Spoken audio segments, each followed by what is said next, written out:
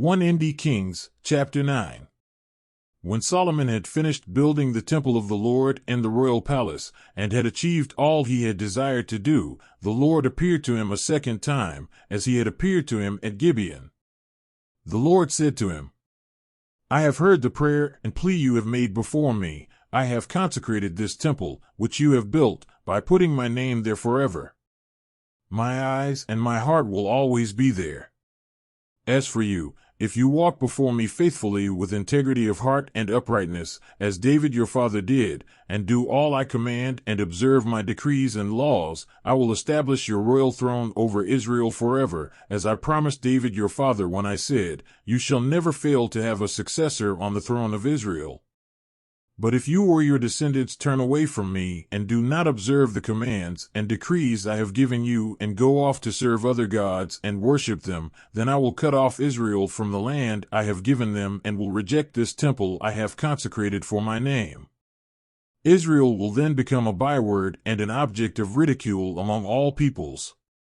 This temple will become a heap of rubble. All who pass by will be appalled and will scoff and say, Why has the Lord done such a thing to this land and to this temple? People will answer, Because they have forsaken the Lord their God, who brought their ancestors out of Egypt, and have embraced other gods, worshipping and serving them. That is why the Lord brought all this disaster on them.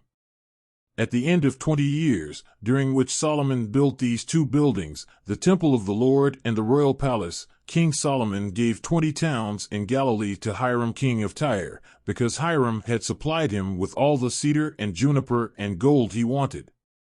But when Hiram went from Tyre to see the towns that Solomon had given him, he was not pleased with them. What kind of towns are these you have given me, my brother? He asked. And he called them the land of Kabul, a name they have to this day. Now Hiram had sent to the king 120 talents of gold. Here is the account of the forced labor King Solomon conscripted to build the Lord's temple, his own palace, the terraces, the wall of Jerusalem, and Hazor, Megiddo, and Gezer. Pharaoh king of Egypt had attacked and captured Gezer. He had set it on fire. He killed its Canaanite inhabitants and then gave it as a wedding gift to his daughter, Solomon's wife. And Solomon rebuilt Gezer. He built up Lower Beth-horon, Baalath, and Tadmor in the desert, within his land, as well as all his store cities and the towns for his chariots and for his horses, whatever he desired to build in Jerusalem, in Lebanon, and throughout all the territory he ruled. There were still people left from the Amorites, Hittites, Perizzites, Hivites, and Jebusites. These peoples were not Israelites.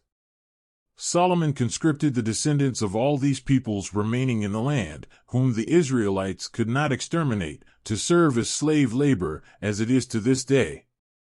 But Solomon did not make slaves of any of the Israelites. They were his fighting men, his government officials, his officers, his captains, and the commanders of his chariots and charioteers.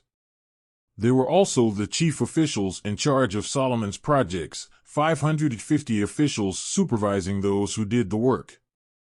After Pharaoh's daughter had come up from the city of David to the palace Solomon had built for her, he constructed the terraces. 3 times a year Solomon sacrificed burnt offerings and fellowship offerings on the altar he had built for the Lord, burning incense before the Lord along with them, and so fulfilled the temple obligations. King Solomon also built ships at Ezion-Geber, which is near Elath in Edom, on the shore of the Red Sea. And Hiram sent his men, sailors who knew the sea, to serve in the fleet with Solomon's men. They sailed to Ophir and brought back 420 talents of gold, which they delivered to King Solomon. 1 Kings, chapter 10. When the queen of Sheba heard about the fame of Solomon and his relationship to the Lord, she came to test Solomon with hard questions. Arriving at Jerusalem with a very great caravan, with camels carrying spices, large quantities of gold, and precious stones, she came to Solomon and talked with him about all that she had on her mind. Solomon answered all her questions. Nothing was too hard for the king to explain to her. When the queen of Sheba saw all the wisdom of Solomon and the palace he had built, the food on his table, the seating of his officials, the attending servants in their robes, his cupbearers, and the burnt offerings he made at the temple of the Lord, she was overwhelmed. She said to the king, "The report I heard in my own country about your achievements and your wisdom is true. But I did not believe these things until I came and saw with my own eyes. Indeed, not even half was told me. In wisdom and wealth you have far exceeded the report I heard. How happy your people must be!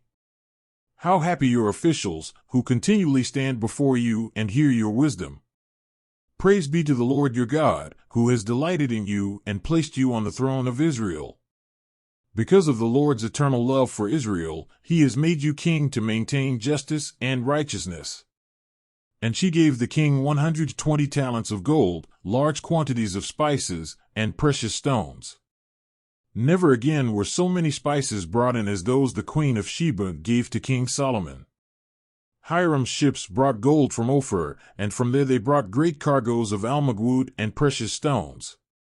The king used the almug to make supports for the temple of the Lord and for the royal palace, and to make harps and lyres for the musicians.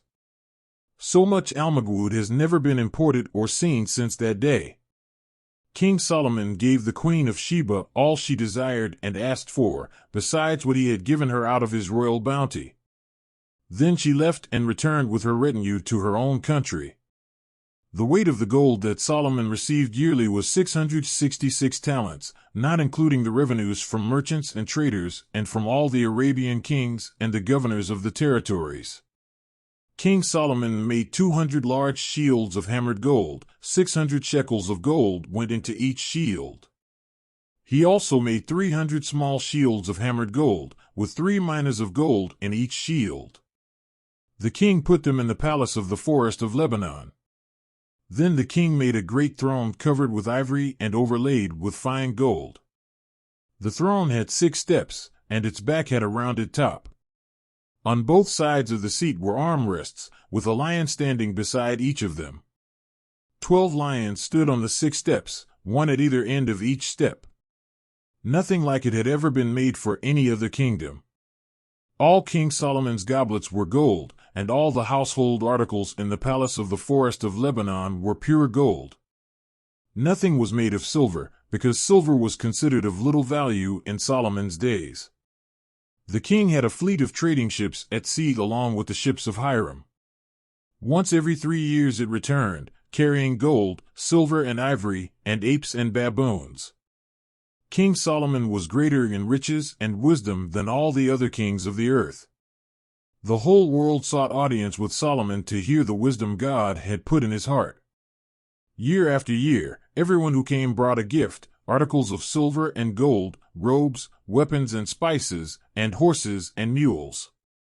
Solomon accumulated chariots and horses. He had 1,400 chariots and 12,000 horses, which he kept in the chariot cities and also with him in Jerusalem. The king made silver as common in Jerusalem as stones, and cedar as plentiful as sycamore fig trees in the foothills. Solomon's horses were imported from Egypt and from Kew. The royal merchants purchased them from Kew at the current price.